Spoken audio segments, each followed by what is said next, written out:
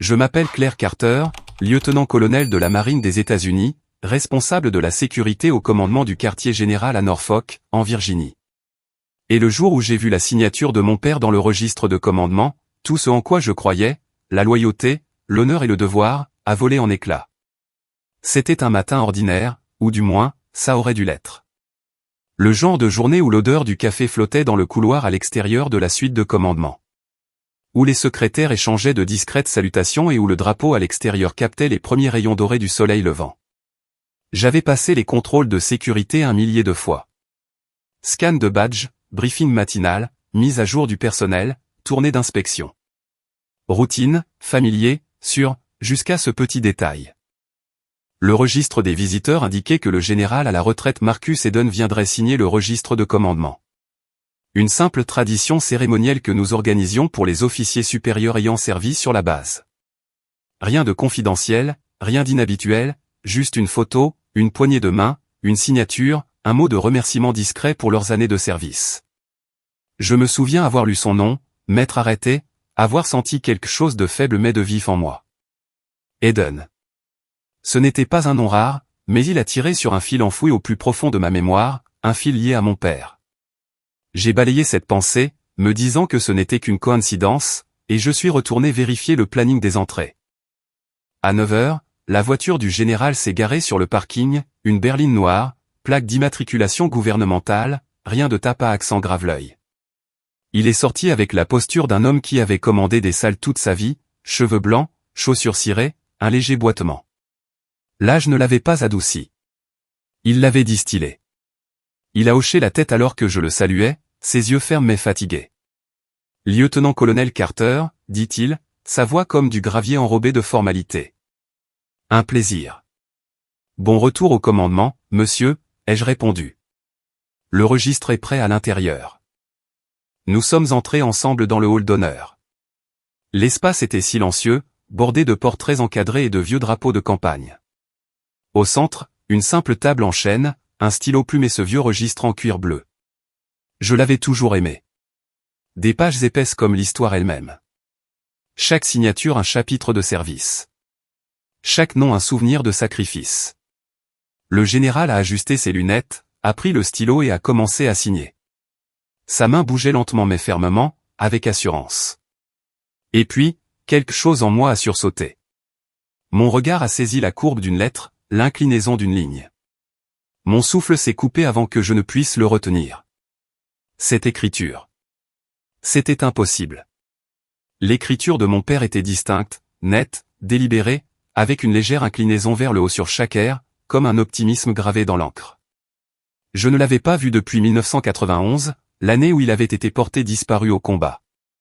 Mais ce jour-là, sur cette page, la forme de la signature m'a frappé comme un éclair. Je me suis figé. Le couloir semblait devenir silencieux. « Monsieur », ma voix est sortie plus faible que je ne l'avais prévu.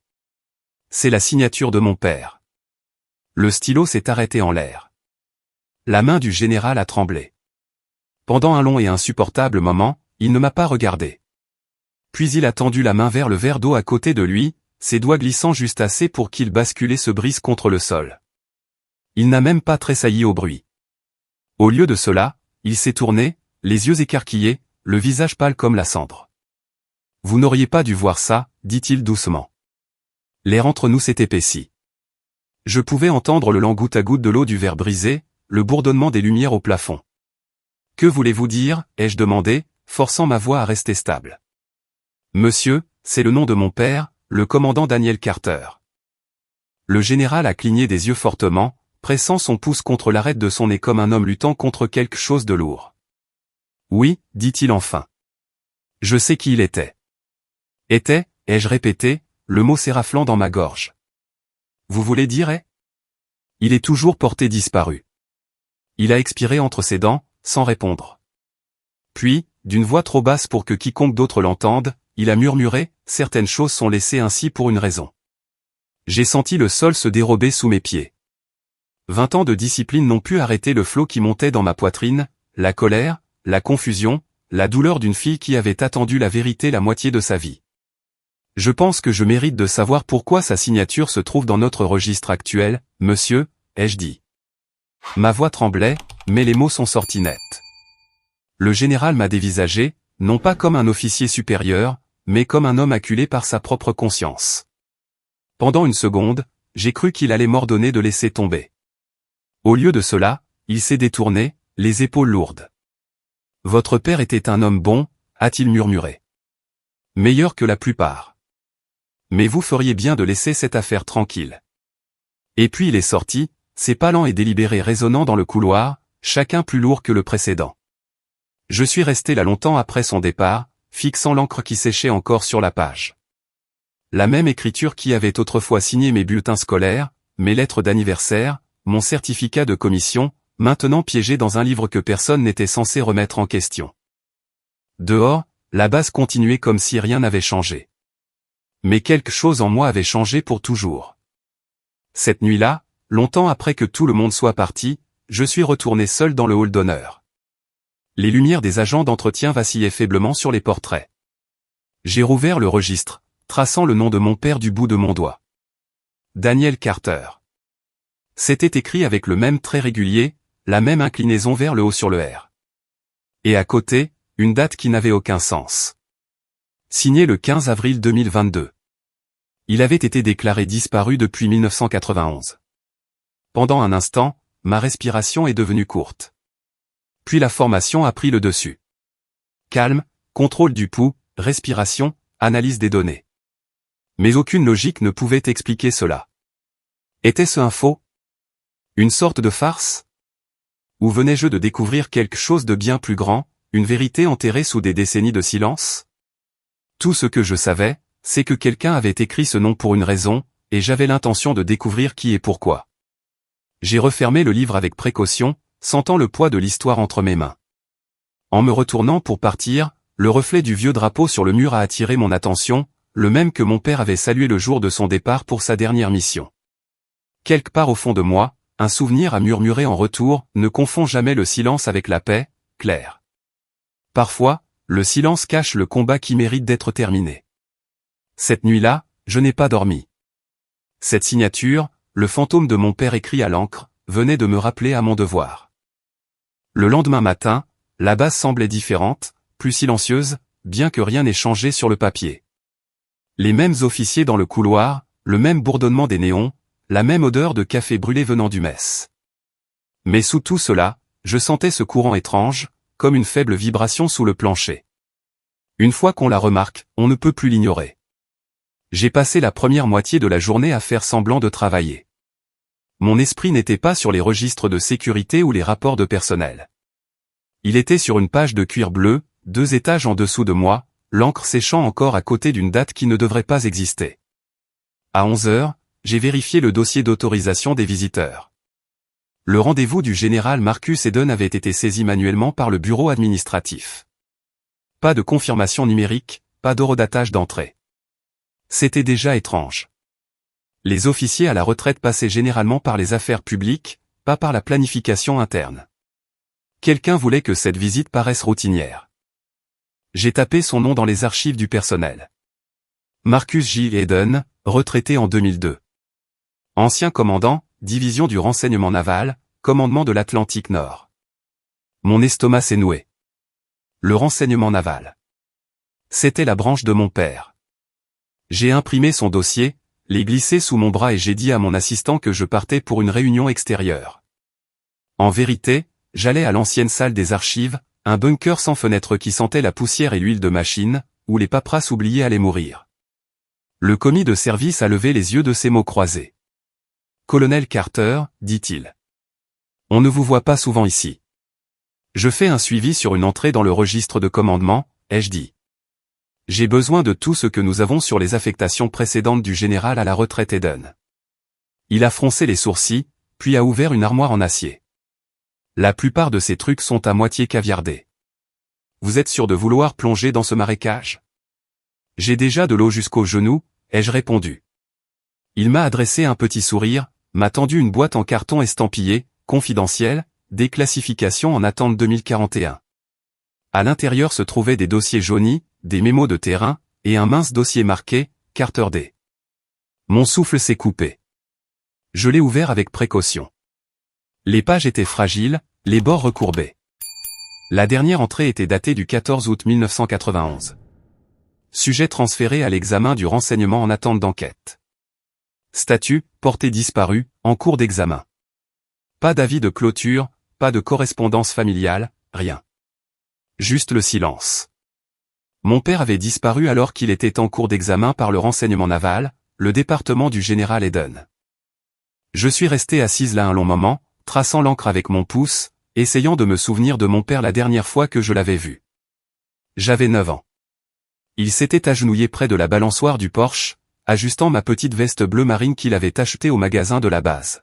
« Tiens-toi toujours droite, Claire Ours », avait-il dit, écartant mes cheveux de mes yeux, même quand le monde se plie. Puis il s'était éloigné et n'était jamais rentré à la maison.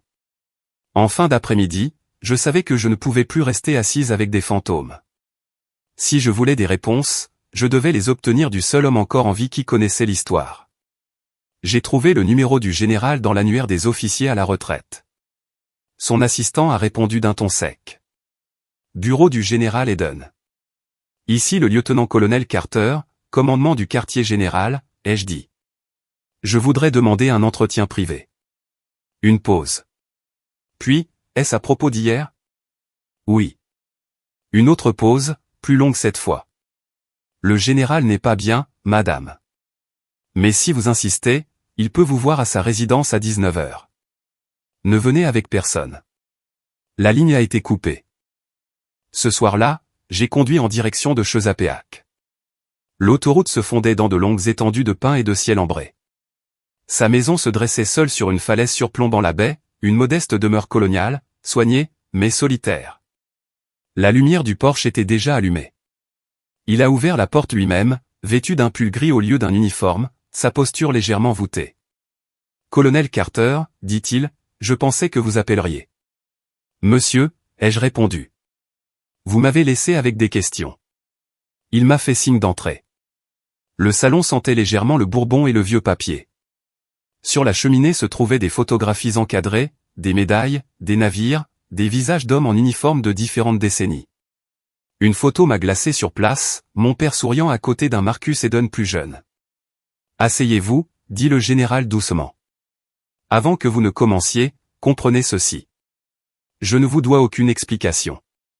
Ce que je dois, c'est une promesse que j'ai faite il y a longtemps. Avec tout le respect que je vous dois, monsieur, ai-je dit, cette promesse a coûté 30 ans de silence à ma famille. » Il a baissé les yeux sur ses mains, les veines comme des cordes sous une peau pâle. Votre père était le meilleur officier que j'ai jamais commandé. Il avait quelque chose que la plupart d'entre nous avions perdu, une conscience. Il a vu des choses qu'il n'aurait pas dû voir. Des choses qui rendaient des hommes puissants nerveux. Quelles choses, ai-je demandé? Des contrats d'approvisionnement. Un fournisseur privé acheminant du matériel défectueux à l'étranger. Des hommes sont morts à cause de cela. Il a essayé de le dénoncer, mais il y avait des noms au-dessus de lui qui voulaient que ce soit enterré. On m'a ordonné de le maîtriser. Au lieu de ça, je lui ai donné le temps de disparaître. J'ai senti ma gorge se serrer. Disparaître? Il n'est pas mort, Claire. Il est parti. Nouvelle identité, vit tranquille quelque part loin d'ici. C'était le seul moyen de le garder en sécurité et d'empêcher la marine de se déchirer. J'ai secoué la tête. Ça n'a pas de sens. Son dossier de portée disparu, c'est moi qui l'ai rempli, dit-il. Pour le protéger, lui et vous. Alors pourquoi signer le registre, ai-je exigé. Pourquoi maintenant? Ses yeux se sont adoucis, vieux hélas. Parce que le temps presse. Il m'a demandé de laisser une preuve pour que, lorsque vous seriez prête, vous la trouviez. Je suis resté assise là, abasourdi, les mots résonnant dans ma tête comme des pings de sonar. Mon père, vivant, quelque part. Le général s'est levé lentement, s'est dirigé vers un coffre en bois près de la fenêtre et en a sorti une enveloppe scellée à la cire de la marine. Il m'a dit de vous donner ça quand je ne pourrai plus le cacher. Je l'ai prise, mes doigts tremblants. L'enveloppe était lourde. L'écriture sur le devant était sans équivoque, pour Claire. Pendant un instant, aucun de nous n'a parlé. Puis la voix du général s'est brisée. J'ai porté ma part de péché, colonel. Certains par devoir, d'autres pour survivre. Mais celui-ci, celui-ci était par amour. Dehors, le vent bruissait dans les arbres de la baie. Je voulais parler, mais tout ce que je pouvais faire, c'était hocher la tête. Quand j'ai quitté sa maison, l'enveloppe reposait sur le siège passager, brillant dans la lumière du tableau de bord comme une chose vivante. Je ne l'ai pas ouverte tout de suite. Pendant 30 ans, j'avais voulu la vérité. Maintenant, je n'étais pas sûr de pouvoir la supporter. J'ai repris la route vers la base. La route était déserte, l'air de la nuit frais et lourd. Le verre qui s'était brisé dans sa main ce matin-là ressemblait à un miroir. 2 vies se brisant en même temps. Je n'ai pas ouvert l'enveloppe cette nuit-là. Elle est restée sur la table de ma cuisine, sous la faible lumière jaune, à côté d'une tasse de café intacte qui avait refroidi depuis longtemps. Le seau de cire avec l'écusson de la marine me fixait comme un œil, sans ciller, patient, me défiant presque de le briser. Je me suis dit que j'attendrais le matin. Mais le matin est venu, et l'enveloppe était toujours là, et la peur aussi. C'est étrange, on peut faire face à des munitions réelles, diriger un service de sécurité lors d'exercices d'alerte maximale, gérer les menaces d'une main ferme, mais quand il s'agit d'une simple lettre de votre propre père, vos genoux flageolent. À cette heure, j'ai décidé que je ne pouvais pas la lire seul. J'ai conduit jusqu'à la maison de ma mère, une petite maison de plein pied à l'extérieur de Virginia Beach. La peinture était fanée, mais elle gardait toujours le porche impeccable, mât de drapeau, carillon, rosier qui fleurissait même pendant les mauvaises saisons. Quand elle m'a vu, elle a souri, puis a froncé les sourcils. « Claire, on dirait que tu as vu un fantôme. » « Peut-être que c'est le cas, ai-je dit doucement, en posant l'enveloppe sur le comptoir. Elle a fixé le seau de cire. Sa main est allée à sa bouche. « Où as-tu eu ça ?»« Du général Eden. » Son visage a perdu toute couleur. « Il est toujours en vie. » J'ai hoché la tête. Il a dit que papa l'est aussi. Pendant un instant, elle est restée là à regarder, les yeux vitreux. Puis elle s'est affaissée sur une chaise comme si toute sa force l'avait quittée. Claire, si c'est une sorte de cruelle erreur. C'est son écriture, maman. C'est réel. Ses mains tremblaient en touchant l'enveloppe. Il avait promis de ne plus jamais nous contacter. Il a dit que c'était plus sûr comme ça. Je me suis assise en face d'elle. Plus sûr de quoi? Elle a baissé les yeux. De gens qui se disaient patriotes mais qui vendaient leur âme pour des contrats et des faveurs. D'hommes qui préféraient tuer un bon officier plutôt que d'admettre qu'ils avaient tort. Ma gorge s'est asséchée. Tu savais. Je savais des bribes, dit-elle doucement. Ton père m'en a dit assez pour comprendre qu'il s'était fait des ennemis au placé. Quand il a disparu, j'ai reçu la visite d'un homme en uniforme, pas Eden. Quelqu'un d'autre qui a dit que si je voulais que tu sois en sécurité, je ne devais jamais poser de questions. Pourquoi ne m'as-tu rien dit? Parce que tu avais 9 ans et que tu lui ressemblais déjà, têtu et intrépide.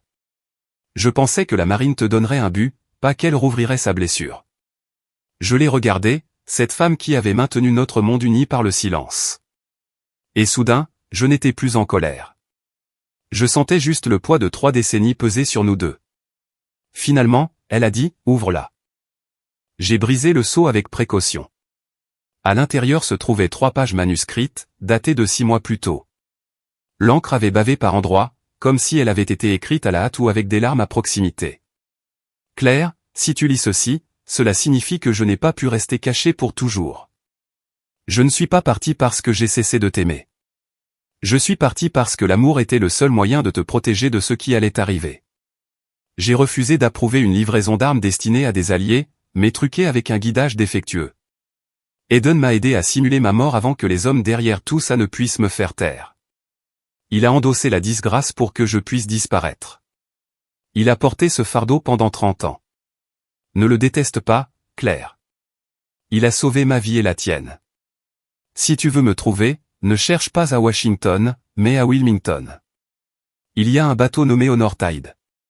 J'attendrai jusqu'à ce que la mer m'emporte. Je l'ai lu 2 fois avant de pouvoir respirer à nouveau. Ma mère pleurait doucement. Wilmington, a-t-elle murmuré. C'est là que nous avons passé notre lune de miel. J'ai plié la lettre délicatement. Alors c'est là que je vais. Elle a saisi ma main. Claire, attends. Après toutes ces années, et s'il était parti? Alors je me tiendrai là où il s'est tenu pour la dernière fois, ai-je dit. J'ai attendu assez longtemps les fantômes. Dans l'après-midi, j'étais sur l'autoroute en direction du sud. La radio passait de vieilles chansons country que mon père fredonnait. Le vent par la fenêtre transportait le sel de l'Atlantique. Chaque kilomètre semblait me dépouiller d'un uniforme fait de vieux silences. Quand j'ai atteint Wilmington, la marina semblait hors du temps. Des quais en bois, de la peinture écaillée, des mouettes criant au-dessus de nos têtes. Des pêcheurs remontaient leurs filets. Des touristes prenaient des photos près du phare. Je les ai tous dépassés, scrutant les bateaux jusqu'à ce qu'un nom m'arrête net, Honor Tide. Le navire était petit, modeste, mais propre. Quelqu'un en prenait soin.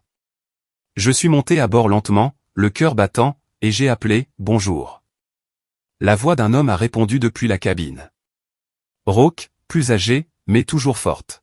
« Puis-je vous aider ?» Il est sorti. Peau brûlée par le soleil, barbe grise, yeux vifs et incroyablement familiers. Mes genoux ont presque lâché. « Papa !» Il s'est figé une seconde. Aucun de nous ne respirait. Puis il a dit, Claire, comme si prononcer mon nom lui redonnait 30 ans d'air dans les poumons. Je n'ai pas couru vers lui tout de suite. Je suis juste resté là, à le regarder, essayant de fusionner le fantôme de mes souvenirs avec l'homme devant moi. Finalement, je me suis approché. Tu es en vie. Il a hoché la tête, les yeux humides.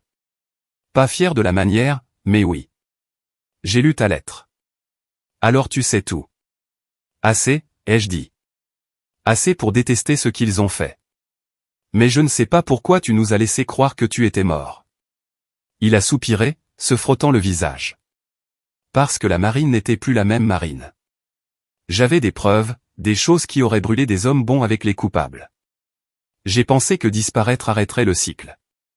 J'avais tort. La colère que je pensais apporter avec moi s'est dissoute en quelque chose de plus lourd. Tu aurais pu me faire confiance, ai-je dit doucement. C'est ce que j'ai fait, a-t-il répondu. C'est pour ça que je suis parti. Je savais que tu porterais le nom Carter avec honneur, même quand ils essaieraient de le salir. Le vent de la marina soufflait entre nous, salé et chaud. Il paraissait plus petit que dans mon souvenir, mais ses yeux avaient toujours ce calme et cette fermeté, les mêmes yeux qui m'avaient appris à viser, à saluer, à dire la vérité même quand ça fait mal. J'ai voulu rentrer à la maison tellement de fois, dit-il. Eden m'a supplié de ne pas le faire. Il disait que tu avais une vie, une carrière, que déterrer le passé ne ferait que te blesser. Il avait tort, ai-je dit doucement. Le silence a fait plus mal. Il a hoché la tête lentement, est entré dans la cabine et a sorti une petite boîte en bois. À l'intérieur se trouvait son ancien insigne de la marine, poli, soigneusement conservé. Ceci appartenait à mon père, dit-il. Et à son père avant lui. C'est à toi maintenant. Je l'ai tenu dans mes paumes. Frais, lourd, familier. Papa, ai-je dit, la voix brisée. Je dois réparer ça. Les gens devraient savoir la vérité. Il a regardé vers le large. La vérité ne sauve pas toujours les réputations, Claire. Parfois, elle sauve les âmes. Je n'ai pas répondu, mais dans mon cœur, je savais qu'il ne s'agissait plus seulement de laver son nom. Il s'agissait de restaurer quelque chose de plus grand. La foi en ce que l'honneur signifie encore. Cette nuit-là, je suis resté sur le bateau. Nous avons parlé jusqu'à l'aube, de maman, des années qu'il avait manquées, d'un pardon pour lequel aucun de nous n'avait de mots. Et quand le soleil s'est levé sur la baie, j'ai réalisé que l'histoire n'était pas terminée. Elle ne faisait que commencer. Le lendemain matin, la lumière du soleil filtrait à travers les stores de la cabine et peignait de fines lignes dorées sur la table où mon père était assis, les mains enroulées autour d'une tasse de café ébréché. Pendant un instant, cela semblait presque normal, un père et sa fille partageant le petit déjeuner au bord de l'eau. Puis le silence entre nous m'a rappelé que 3 décennies se dressaient entre nos mots. Il avait l'air plus vieux, bien sûr, les cheveux grisonnants, la peau burinée par le sel et le soleil, mais il y avait toujours cette acuité familière dans ses yeux, cette concentration stable qui effrayait les lieutenants 2 fois moins âgés que lui. « Est-ce que maman savait que tu étais en vie ?» ai-je demandé. Il a hésité. Eden lui en a dit assez pour vous garder en sécurité toutes les deux. Elle était plus forte que nous ne le pensions. J'ai hoché la tête lentement. Elle gardait ta photo sur le piano, la dépoussiérait tous les dimanches. Elle disait que ça lui rappelait que le silence n'est pas la même chose que l'oubli. Il a souri faiblement. Ça lui ressemble bien. Je me suis penché en avant. Tu as dit dans ta lettre que tu avais refusé de signer un accord. Celui qui a tué des soldats. Que s'est-il vraiment passé? Il a pris une profonde inspiration. Ça a commencé comme une inspection de routine. Un sous-traitant nommé Vexton Systems. Il fournissait des modules de navigation à des partenaires étrangers. J'ai trouvé des anomalies. Les données des tests internes avaient été falsifiées. Un lot d'équipements était défectueux, dangereusement. Quand j'ai soulevé le problème, on m'a dit de laisser tomber. Sa voix est devenue plus basse. Une semaine plus tard, le rapport a disparu. 2 hommes des achats de la défense m'ont rendu visite. Ils ont laissé entendre que ma carrière se terminerait si je ne coopérais pas. Eden était mon commandant à l'époque. Il m'a prévenu qu'il me ferait disparaître si je continuais à fouiller. Il n'avait pas tort. J'ai senti ma poitrine se serrer. Alors ils t'ont piégé. Ils n'en ont pas eu besoin. Ils ont juste laissé le temps m'enterrer. Eden a falsifié une note de service interne me déclarant sous enquête et m'a aidé à disparaître avant qu'il ne puisse agir. Il aurait dû prendre sa retraite en héros. Au lieu de ça, il a porté la culpabilité d'un fantôme. Et Vexton, ai-je demandé. Prosper, dit-il amèrement. Nouveau nom, nouveau contrat, nouveaux politiciens qui les soutiennent. Des visages différents, le même jeu. J'ai regardé par le hublot la marina calme. Alors, qu'est-ce qu'on fait maintenant? On les dénonce? Il a secoué la tête. Nous ne sommes pas dans un tribunal, Claire. Nous sommes dans le monde réel, et dans le monde réel, la vérité sans le bon timing est un suicide. Ces mots m'ont frappé plus fort que je ne voulais l'admettre. Pourtant, le soldat en moi s'aguerrissait. Si nous ne le disons pas, il gagne. Il m'a étudié un long moment. Tu parles comme moi à ton âge. Mais souviens-toi, la justice n'est pas la vengeance. C'est faire ce qui est juste, même quand ça te coûte. J'ai baissé les yeux sur la boîte avec l'insigne posé entre nous. Alors peut-être qu'il est temps que quelqu'un paie ce coup. Il a souri tristement. Cette personne ne devrait pas être toi. Nous sommes restés en silence un moment. Dehors, des pêcheurs s'interpellaient d'un quai à l'autre et des mouettes tournaient au-dessus des mâts. Le monde continuait, inconscient de notre petite tempête. Dans l'après-midi, je l'ai convaincu de me laisser prendre une copie de ses anciens dossiers de service. Il avait un dossier caché sous la couchette, des papiers fragiles, de vieilles photographies, des reçus, des notes manuscrites, et même une cassette délavée étiquetée, des briefings de terrain, 1991. Je ne sais pas si tout ça a encore de l'importance, dit-il. Ça en a pour moi, ai-je répondu. J'ai scanné les documents dans une petite boutique d'impression près de la marina. Quand je suis revenu, il était assis sur le pont, les yeux fixés sur l'horizon. Tu sais, dit-il, il y a quelque chose de poétique là-dedans. J'ai passé ma vie à servir un système qui a essayé de m'effacer.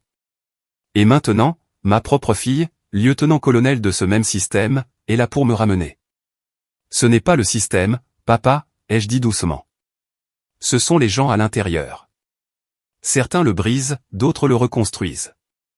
Il a hoché la tête, puis a regardé au-delà de moi, l'expression illisible. Fais-tu confiance à Eden? J'ai hésité. Je ne sais pas. Il avait l'air hanté, comme un homme qui porte un secret depuis trop longtemps. C'est exactement pour ça qu'il est dangereux, a murmuré papa. La culpabilité rend les hommes imprévisibles. Ce soir-là, après le dîner, j'ai marché le long de la jetée pendant qu'il restait à nettoyer le pont. Le vent s'était levé, tirant sur les mèches de mes cheveux. Un petit groupe de vétérans était assis près du phare, échangeant des histoires, leur rire porté par l'eau. L'un d'eux m'a fait un signe de la main, un marine plus âgé avec une casquette délavée. « Bonsoir, madame, dit-il. » J'ai hoché la tête. « Bonsoir. Le bateau nommé Honor Tide, c'est à vous? » À mon père, ai-je dit. Il a souri. Un homme bien, qui que ce soit. Il répare toujours nos problèmes de moteur sans prendre un centime. Vous êtes sa fille. J'ai souri faiblement. Oui, je suppose que oui. En revenant, quelque chose dans cet échange est resté avec moi, la façon dont le marine a dit « un homme bien ». Malgré toute la douleur, toute la clandestinité, mon père n'était pas devenu amer. Il avait vécu tranquillement, aidant les autres, portant son fardeau avec humilité. À l'intérieur de la cabine, il dormait déjà. La lettre de l'enveloppe de Eden pliée soigneusement à côté de lui. Je l'ai observé un moment, le soulèvement régulier de sa poitrine, et j'ai senti quelque chose se détendre en moi. Pour la première fois depuis des années, je n'étais pas en colère. J'étais fier. Le lendemain, j'ai repris la route pour Norfolk. Le bâtiment du commandement s'élevait du rivage comme un mur de verre et d'acier, propre, impassible. Je me suis garé près de l'entrée sud, badge accroché, uniforme repassé. Je suis allé directement au bureau des archives. Colonel Carter, dit le commis, surpris. Vous êtes de retour tôt. J'ai besoin d'accéder au dossier d'approvisionnement de 1991 à 1993, ai-je dit. Il a froncé les sourcils. Ils sont confidentiels. Pas pour longtemps, ai-je répondu, en faisant glisser un formulaire d'autorisation signé sur le bureau. La signature de Eden en bas. Ses yeux se sont écarquillés. Vous avez son approbation. Apparemment, il croit encore qu'il faut faire ce qui est juste. J'ai passé les 3 heures suivantes enfouies dans les documents. La plupart des dossiers étaient banals, mais un dossier marqué « Vexton System, mémos internes » a attiré mon attention. Attaché à un rapport trimestriel se trouvait un reçu pour des unités de remplacement daté du 12 août 1991, 2 jours avant la disparition de mon père. La signature d'approbation, celle de Eden. Mon pouce est accéléré. Avait-il falsifié le nom de mon père auparavant? La signature dans le registre était-elle un avertissement ou une confession? Au moment où le soleil plongeait sous les tours de la base, je savais que je devais revoir le général, non pas comme une subordonnée, mais comme la fille de l'homme dont le fantôme hantait toujours sa conscience. Cette nuit-là, j'ai de nouveau conduit jusqu'à Chesapeake. Sa maison était sombre, à l'exception d'une lumière dans le bureau. J'ai sonné. Il a ouvert la porte lentement, l'expression lasse. Je me demandais quand vous viendriez. J'ai brandi le document. Vous m'avez dit que vous l'aviez sauvé. Mais ceci, votre signature, les rapports manquants. Que s'est-il vraiment passé, monsieur? Il m'a regardé, les yeux vides. J'ai fait ce que je devais faire pour le garder en vie. Alors pourquoi cela ressemble-t-il encore à une dissimulation, ai-je demandé. Parce que c'en était une, a-t-il murmuré. Juste pas celle que vous pensez. Il m'a fait signe d'entrer, fermant la porte derrière nous avec un clic lent et fatigué. La maison sentait légèrement le cèdre et le bourbon. La même photographie que j'avais vue auparavant, mon père et lui debout côte à côte en tenue de cérémonie blanche, était maintenant posés face contre la cheminée. Le général Eden s'est dirigé vers la table, ses mouvements lourds comme un homme traînant le passé à chaque pas. Il s'est servi un verre d'eau au lieu de whisky cette fois, sa main tremblant légèrement alors qu'il parlait. « Asseyez-vous, colonel, dit-il. Vous méritez la vérité, mais elle ne vous fera pas de bien une fois que vous l'aurez. J'ai vécu 30 ans sans elle, ai-je répondu. J'accepterai la douleur. Il a eu un petit rire creux. C'est exactement ce que votre père a dit. Il s'est assis, a pris une inspiration et a commencé. En 1991, votre père et moi faisions partie d'une équipe d'examen du renseignement enquêtant sur Vexton System. Ce qui a commencé comme un petit audit s'est transformé en un nid de frelons. L'entreprise avait des amis, des sénateurs, des sous-traitants, et même quelques-uns à l'intérieur de la marine elle-même. Dès que nous avons commencé à poser des questions, les portes ont commencé à se fermer. Puis des hommes ont commencé à mourir dans des accidents qui n'en étaient pas, il a fait une pause, les yeux fixés sur un point lointain. Daniel a trouvé la preuve que quelqu'un à l'intérieur du Pentagone approuvait des livraisons qui n'existaient pas. De l'argent était détourné vers des comptes offshore. Des milliards. Il les a confrontés. Je lui ai dit d'être prudent. Il a dit, l'honneur ne murmure pas, Marcus. Les mots flottaient dans l'air comme de la fumée. Quand les menaces sont arrivées, a poursuivi Eden, on m'a ordonné de neutraliser le problème. J'ai refusé, alors ils ont donné l'ordre à quelqu'un d'autre. C'est là que j'ai su que je devais le faire disparaître. Nous avons mis en scène sa mort, un incident d'hélicoptère lors d'un transport classifié. J'ai signé le rapport falsifié. Cela a brisé toutes les règles que j'avais juré de respecter, mais cela lui a sauvé la vie. Je me suis penché en avant, agrippant le bord de la table. Donc, vous le protégiez lui et la marine? Il a hoché la tête lentement. Les deux. La vérité aurait incendié l'institution. Il a accepté de disparaître. J'ai pris la responsabilité et la corruption a continué sous de nouveaux noms. J'ai secoué la tête. Donc la pourriture est restée. Elle reste toujours, dit-il doucement. Mais les hommes derrière tout ça sont plus âgés maintenant, certains sont partis, d'autres prétendent encore servir le pays qu'ils ont vendu. Pourquoi me le dire maintenant, ai-je demandé. Il m'a regardé, puis m'a vraiment regardé, sa voix baissant jusqu'à un murmure. Parce qu'il surveille à nouveau. Quelqu'un a rouvert les dossiers Vexton la semaine dernière. Cette signature dans le registre. Ce n'était pas juste de la nostalgie, Claire. C'était un avertissement. Quelqu'un au sein du commandement fouille là où il ne devrait pas, mon cœur s'est serré. Vous pensez qu'ils s'en prendront encore à lui? Je pense qu'ils s'en prendront à vous. Les mots ont atterri comme des coups de feu. Il a fait glisser une petite clé USB sur la table. Ceci contient tout ce qui me reste. Des courriels, des registres, des noms. J'ai caché des copies, mais c'est le dossier principal. Gardez-le en sécurité. S'il découvre que vous m'avez parlé, niez tout. Je ne vais pas me cacher, monsieur, ai-je dit. J'ai passé ma vie à défendre des règles écrites par des hommes qui les enfreignent. C'est terminé maintenant. Il a souri faiblement, secouant la tête. Vous parlez exactement comme lui. Dehors, le tonnerre grondait faiblement sur la baie. La pluie a commencé à taper sur les fenêtres, rythmée et régulière. Eden s'est levé lentement, est allé à l'étagère et a pris la photographie de lui et de mon père. Il a essuyé la poussière. Nous étions jeunes, nous croyions pouvoir changer le monde. Qu'est-ce qui a changé, ai-je demandé. Le temps, dit-il simplement. Et la peur. Il s'est tourné vers moi, ses yeux brillants sous la lumière de la lampe. Promettez-moi une chose, colonel. Si vous commencez à creuser, vous finirez ce qu'il a commencé. Ne mourrez pas à moitié pour ça comme je l'ai fait. J'ai pris la clé. Je le finirai. Alors que je me tournais pour partir, il a dit doucement, si vous avez besoin de joindre votre père, n'appelez pas utiliser le nom Honor Tide dans une transmission sécurisée. Il saura que c'est vous. J'ai hoché la tête, le cœur battant. De retour dans ma voiture, je suis resté assise dans le noir un long moment, la pluie striant le pare-brise comme de lentes larmes. La clé USB semblait lourde dans ma poche, plus lourde que n'importe quelle arme que j'avais jamais portée. J'ai pensé au visage de mon père quand je l'ai trouvé, à la façon dont il avait souri à travers ses regrets. J'ai pensé à l'endurance silencieuse de ma mère. Et j'ai pensé à toutes les jeunes recrues qui me saluaient chaque matin, croyant en un système que je savais maintenant fissuré sous la surface. Quand je suis arrivé à la base, il était plus de minuit. Les portes étaient fermées. Les gardes ont salué à mon passage. Je suis allé directement à mon bureau, j'ai fermé la porte à clé et j'ai branché la clé USB sur mon terminal crypté. L'écran s'est rempli de fichiers, de contrats scannés, de virements bancaires, de noms de responsables de la défense. J'ai reconnu des sénateurs que j'avais briefés, des entreprises que j'avais visitées. Tout était là. Un fichier s'est démarqué, projet séance 1991.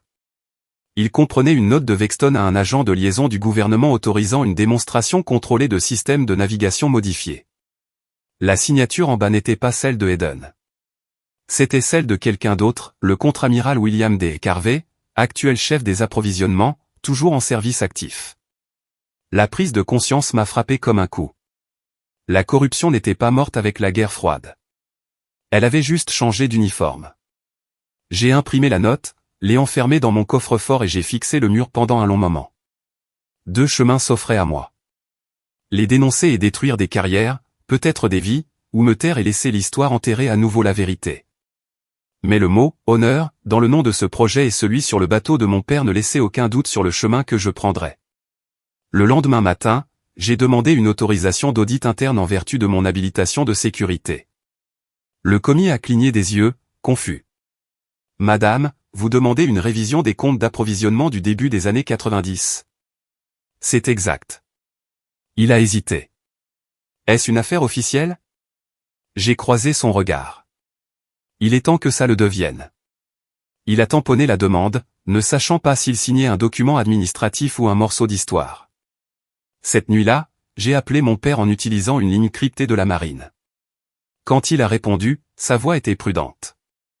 Honor Tide. C'est moi, ai-je dit. Papa, j'ai trouvé quelque chose. ça continue. Silence, puis un soupir. Alors tu ferais mieux d'être prudente, Claire. Les hommes derrière tout ça ne se laisseront pas faire tranquillement cette fois. Je n'ai pas l'intention d'être silencieuse non plus, ai-je dit. Il y avait de la fierté dans sa voix quand il a répondu. Alors, finis-le. Mais souviens-toi de ce que je t'ai dit. Ne laisse pas la vengeance te voler ton honneur. Je ne le ferai pas, ai-je promis. Ce n'est pas de la vengeance. C'est une restauration. Quand j'ai raccroché, j'ai regardé la fenêtre sombre, mon reflet faible sur les lumières de la ville. Pour la première fois de ma carrière, j'ai compris ce que mon grade signifiait vraiment. Ce n'était pas de l'autorité. C'était de la responsabilité. Et demain, j'avais l'intention de l'utiliser. Je n'ai pas défoncé la porte. Je l'ai ouverte en suivant la procédure. La demande d'audit que j'avais déposée discrètement a été approuvée, tamponnée par un commis qui ne comprenait pas encore qu'il venait d'allumer une mèche. J'ai organisé un événement sur l'éthique et le patrimoine dans le hall d'honneur sous ma responsabilité, en partie formation, en partie reconnaissance. Les affaires publiques ont autorisé un petit groupe de journalistes. Des invitations ont été envoyées à des vétérans, à une section locale de mères de soldats morts au combat et à la nouvelle promotion de recrues. J'ai ajouté un nom à la main, le général à la retraite Marcus Gilles Eden. Avant la cérémonie, j'ai demandé au service juridique d'examiner un dossier étiqueté, pour l'inspecteur général. Le dossier contenait l'essentiel expurgé de ce que j'avais trouvé, sans pièces jointes classifiées, sans source qui mettrait en danger les opérations en cours. La clé USB est restée enfermée dans mon coffre-fort. Les noms que je ne pouvais pas étayer n'apparaissaient pas. Je n'étais pas là pour tout faire exploser. J'étais là pour mettre la vérité là où elle devait être. À 16 heures, le hall d'honneur s'est rempli lentement. Des vétérans aux cheveux blancs redressant leurs vestes. De jeunes marins chuchotant au fond, quelques journalistes griffonnant dans des carnets parce que nous leur avions demandé de laisser leur caméra à la porte. Sur le mur, les vieux drapeaux de campagne pendaient comme des témoins immuables. Au centre se trouvait la table en chêne. Le registre attendait. Je me suis tenu au pupitre, les paumes à plat sur le bois, sentant le poids de tous ceux qui s'étaient tenus à cet endroit avant moi. Bon après-midi, ai-je commencé. L'événement d'aujourd'hui porte sur deux mots que nous portons sur nos manches et que nous oublions parfois dans nos os, honneur et vérité. Nous sommes ici pour nous souvenir de ce à quoi ils ressemblent quand ils sont unis. La salle s'est calmée. Les recrues au dernier rang ont cessé de s'agiter. J'ai présenté l'objectif déclaré, reconnaître un service exemplaire et rafraîchir nos engagements éthiques. Puis j'ai changé de sujet. Nous sommes également ici pour restaurer une citation qui n'a jamais été remise. Elle appartient au commandant Daniel Carter, du renseignement naval, déclaré porté disparu au combat en 1991. Un murmure a traversé la salle comme une marée. Quelque part au centre, un vétéran s'est éclairci la gorge. J'ai lu le texte que j'avais reconstitué à partir des notes de mon père et des conclusions vérifiées des audits. Aucune accusation, aucune politique, juste l'effet d'un refus. Un homme qui n'a pas voulu approuver des systèmes défectueux qui pourraient coûter des vies. Un homme qui a accepté une perte personnelle plutôt que de trahir le serment qu'il avait prêté. J'ai décrit le courage comme une décision silencieuse, répétée quotidiennement, pas une cérémonie métallique avec des trompettes. Les portes se sont ouvertes doucement au fond. Le général Eden est entré dans un costume sombre, s'appuyant sur une canne. Il n'a pas essayé de s'asseoir. Il est resté dans l'allée comme s'il devait quelque chose à la salle. Peut-être que c'était le cas. J'ai continué à lire. Quand j'ai terminé, j'ai posé la citation sur la table en chêne à côté du registre. Pour son intégrité sous la pression, ai-je dit, pour avoir choisi le devoir de conscience plutôt que le devoir de convenance, nous affirmons et restaurons l'honneur du commandant Daniel Carter. Les applaudissements ont commencé timidement, puis ont pris de l'ampleur. J'ai laissé le son m'envahir, stabilisant ma respiration. Puis j'ai fait quelque chose que je n'avais pas prévu. Il y a quelqu'un d'autre ici qui a porté une partie de ce poids, ai-je dit. Un homme qui a fait des choix qui ont violé les règles mais ont préservé une vie. Nous vivons avec la réalité que, en temps de guerre comme en temps de paix, on nous demande de choisir entre des options imparfaites. Aujourd'hui, nous reconnaissons non seulement ce qui a été fait, mais pourquoi. Je me suis tourné vers l'allée. Général Eden, monsieur, voudriez-vous nous rejoindre? Il a boité jusqu'à l'avant. Les recrues se sont redressées comme si un courant les traversait. Il s'est arrêté à la table, posant une main sur le bois comme s'il demandait la permission aux fantômes qui y étaient incrustés. Il a regardé le registre. Puis moi, puis les recrues. J'ai échoué dans bien des choses, dit-il, la voix rauque, mais je ne faillirai pas à la vérité une deuxième fois. Il a pris le stylo, sa main a tremblé, et il a signé son nom sous la citation restaurée de mon père, non pas comme une approbation, non pas comme une absolution, mais comme un témoin. La porte latérale s'est rouverte. 2 hommes en costume sont entrés, des observateurs des approvisionnements de la défense, annoncés sur le programme du jour comme si c'était une routine. L'un arborait un sourire crispé. L'autre tenait un dossier. J'ai reconnu le badge, contre-amiral William D. Carver. Il s'est avancé. Colonel Carter, dit-il, sa voix trop douce. Vous avez organisé une cérémonie touchante, mais vous frôlez la diffamation.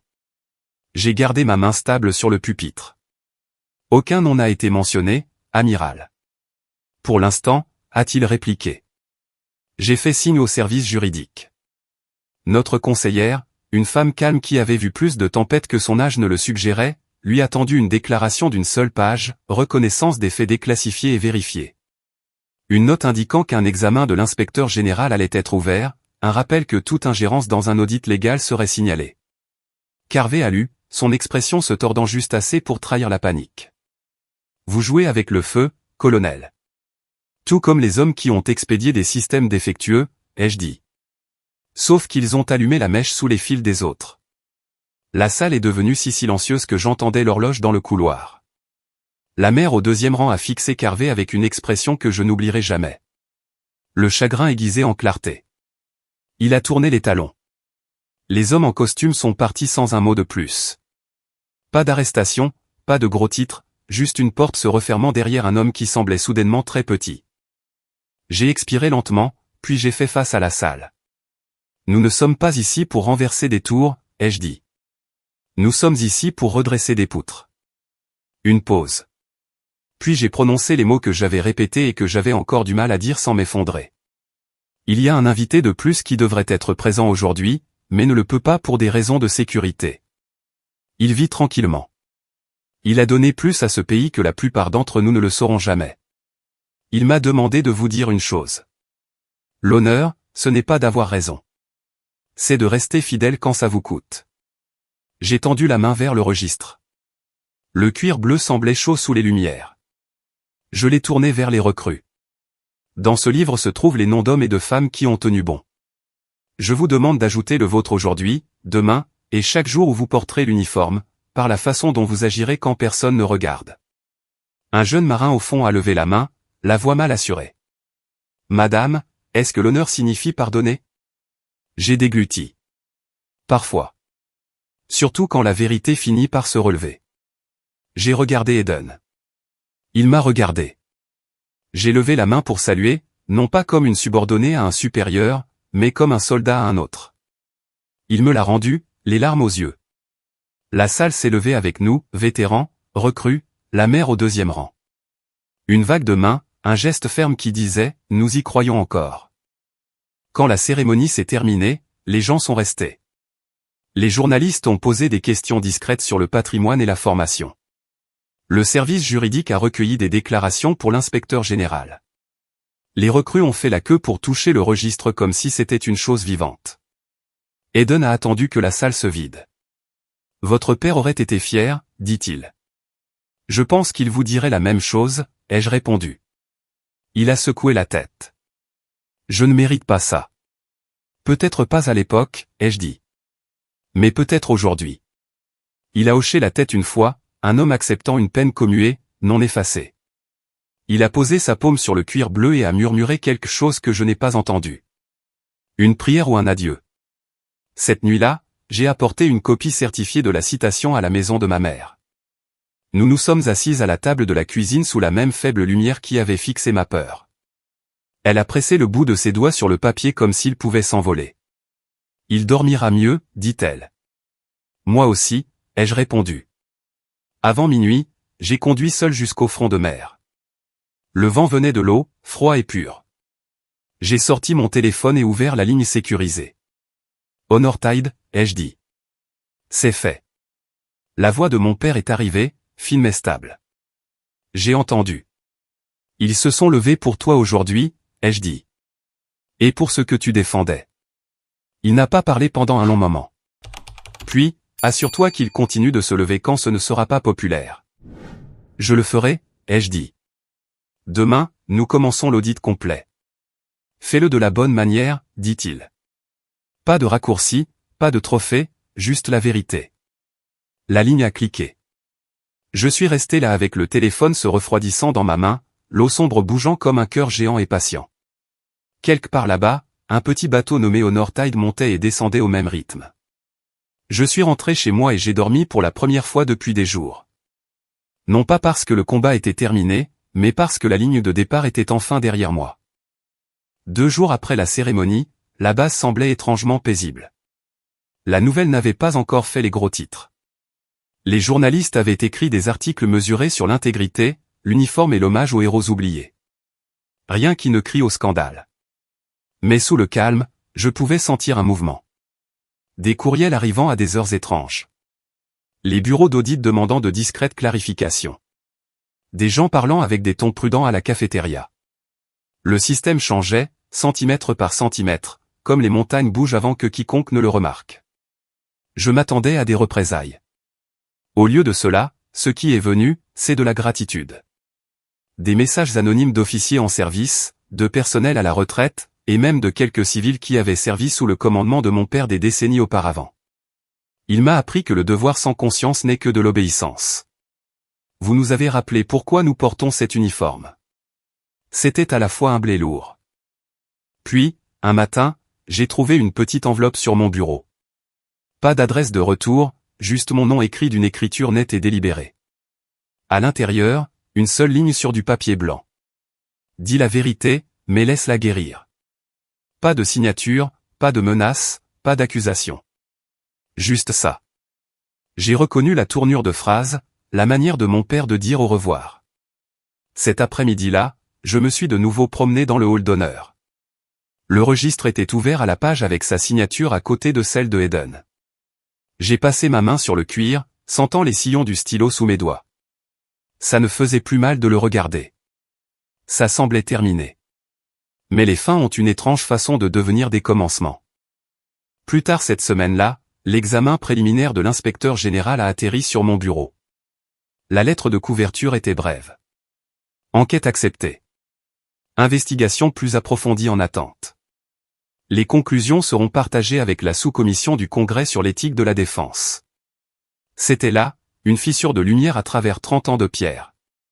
Pourtant, je savais qu'il ne fallait pas célébrer. Dans l'armée, la justice bouge rarement rapidement. Elle bouge avec prudence, et parfois pas du tout. Mais la prudence suffisait. Cela signifiait plus de silence. Ce week-end-là, je suis retourné à Wilmington. La marina semblait plus petite cette fois, peut-être parce que les fantômes l'avaient quittée. Le bateau, Honor Tide, était soigneusement amarré au quai, se balançant doucement sous le soleil de l'après-midi. Mon père était assis à la proue, lisant un journal avec une tasse de café noir à côté de lui. Il a levé les yeux et a souri. « Je ne pensais pas que tu reviendrais si tôt. »« Je devais le faire, ai-je dit. L'enquête est officielle maintenant. » Il a hoché la tête, pliant le journal. « Alors je suppose que la vérité a ses ordres. » Je me suis assise à côté de lui. « Ils ne te nommeront pas publiquement. Tu resteras protégé. »« Bien, dit-il. C'est suffisant. » Nous avons regardé l'eau un moment. Une paire de dauphins a fait surface au loin, montant et disparaissant comme des signes de ponctuation dans une longue phrase patiente. « Papa, ai-je dit doucement. Eden n'a pas survécu. Il n'a pas demandé comment je le savais. Il a juste hoché la tête une fois, les yeux fixés sur l'horizon. Il a fait ce qu'il était censé faire. Nous l'avons tous fait à la fin. Je lui ai parlé de la cérémonie, des recrues, des applaudissements, de la mère qui avait perdu son fils mais qui saluait toujours, de l'amiral qui était parti sans un mot. C'est drôle, dit-il. Nous passons nos vies à combattre des ennemis à travers les océans, mais parfois la vraie bataille se livre juste de l'autre côté du couloir. J'ai souri tristement. Peut-être que l'océan est plus facile. Il a ri, un rire calme et chaleureux. Tu as toujours été plus courageuse que moi, tu sais. Je me suis caché. Tu t'es levé. J'avais ton exemple, ai-je dit. Il a tendu la main et m'a serré la mienne. Non, tu avais mes erreurs. Tu les as juste transformées en quelque chose de mieux. La marée a changé, clapotant contre la coque. Le son était doux, rythmé, comme une respiration. Nous sommes restés comme ça un moment. 2 soldats, 2 générations, 2 guerres différentes menées au même nom. Le silence entre nous n'était plus vide. Il était plein de tout ce que nous n'avions pas dit et de tout ce que nous n'avions pas besoin de dire. Alors que le soleil commençait à se coucher, il a dit, « Je pense à vendre le bateau. » Je me suis tourné vers lui. Pourquoi? Parce qu'il est temps d'arrêter de fuir. Il a souri faiblement. Et puis, je pense qu'il appartient à de meilleures mains. Il m'a tendu une petite clé en laiton. Un seul mot y était gravé, honneur. Je n'ai pas pleuré. Pas à ce moment-là. Sur la route du retour vers le nord, la radio passait une vieille chanson de Sinatra que ma mère fredonnait en cuisinant. He did it my way. J'ai ri doucement, puis j'ai murmuré, on l'a vraiment fait. Les semaines ont passé. Les rapports d'audit sont arrivés, chacun étant un point de suture réparant une blessure ouverte depuis des décennies. Des noms ont fait surface. Certains ont pris leur retraite discrètement. D'autres ont fait face à une enquête. Personne ne pouvait plus prétendre à l'ignorance. Lors du briefing de commandement suivant, mon supérieur m'a demandé si j'avais quelques mots de conclusion pour l'équipe. J'ai regardé autour de la table, des jeunes visages, certains à peine plus âgés que l'âge que j'avais quand mon père a disparu. Justin, ai-je dit. Si jamais vous vous retrouvez à choisir entre vos ordres et votre conscience, souvenez-vous de ceci. L'uniforme ne définit pas votre honneur. C'est vous qui le faites. La salle est restée silencieuse un long moment. Puis quelqu'un a hoché la tête. Un autre a suivi. Quelques-uns ont pris des notes. Et c'était suffisant. Cette nuit-là, j'ai téléchargé la citation restaurée dans les archives du patrimoine interne de la base. Dans la section des commentaires, j'ai ajouté une ligne. La vérité n'expire pas. Elle attend les bonnes mains. Quand j'ai quitté le bureau, les étoiles brillaient sur le port. Je me suis tenu près de la jetée, regardant la ligne sombre de l'horizon, et j'ai pensé à chaque personne qui s'était tenue entre le bien et le mal, et avait choisi le chemin le plus difficile. Mon père, Eden, peut-être même moi-même. La mer était calme. Quelque part là-bas, un petit bateau se déplaçait à travers elle, libre et sans peur. J'ai pris une profonde inspiration, j'ai resserré mon manteau et j'ai murmuré au vent. Pour chaque nom qu'ils ont essayé d'effacer, nous nous souvenons. Puis je me suis retourné, j'ai marché vers les lumières de la base, et j'ai ressenti quelque chose que je n'avais pas ressenti depuis des années. La paix. À ceux qui écoutent maintenant, peut-être avez-vous porté votre propre silence. Peut-être y a-t-il une vérité que vous avez gardée pliée parce que vous pensiez que le temps la rendrait plus légère. Ce n'est pas le cas. Mais la partager, même tardivement, peut transformer la douleur en un but. Si cette histoire vous a parlé, partagez-la. Parlez à quelqu'un de la personne qui vous a appris ce que signifie vraiment l'honneur. Parce que plus nous en parlons, moins il s'estompe. Et si vous croyez que la vérité et le pardon ont encore de l'importance dans ce monde, alors restez avec nous. Il y a d'autres histoires à raconter, d'autres voix qui méritent d'être entendues, et d'autres cœurs prêts à se souvenir.